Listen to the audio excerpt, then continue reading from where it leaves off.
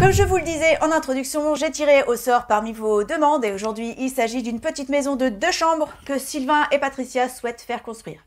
Elle est particulière car elle est sur pilotis. Le garage étant la base de la maison, regardez le plan. Alors déjà, je vous laisse me dire dans les commentaires ce que vous en pensez de ce plan. Alors en regardant vite fait, on pourrait se dire « Super, cette maison est très bien pensée ». Mais si je peux me permettre, et je vais me permettre puisque c'est l'objet de cette rubrique, 2 choses. Déjà, vous avez vu où se situe l'entrée. Elle fait face à un mur. Ce n'est pas le problème car sur ce mur, Sylvain et Patricia pourront y placer un porte-manteau, un rangement à chaussures, une console pour déposer les clés. Bon, bref, plein de choses.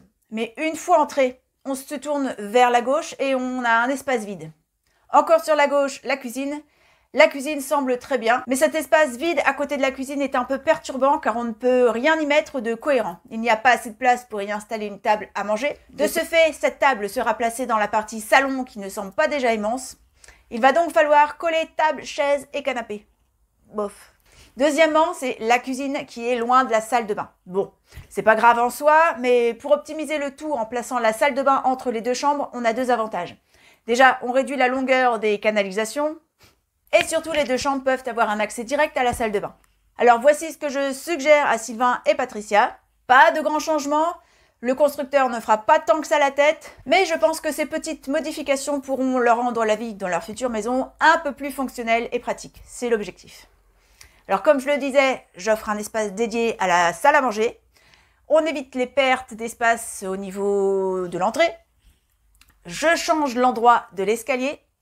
Je place l'entrée au rez-de-chaussée. De cette façon, les chaussures boueuses ou pas restent en bas. En haut, on fait l'économie d'un espace entrée. Et ces quelques mètres carrés supplémentaires serviront à mieux organiser l'espace salle à manger salon. Comme vous pouvez le voir, j'ai mis les toilettes dans cette partie de la maison sur le trajet cuisine-salle de bain. Le plombier aimera l'aspect direct, je pense. Et pour cacher la vue de la porte d'entrée et des toilettes, j'ai positionné une cloison ouverte, une sorte de bibliothèque, pour y poser toutes sortes d'objets utiles ou décoratifs. Et je donne accès à la salle de bain aux 2 chambres. Voilà, c'est simple et je l'espère efficace. Dites-moi ce que vous en pensez dans les commentaires juste en bas. Comme d'habitude, j'ai hâte de connaître votre avis.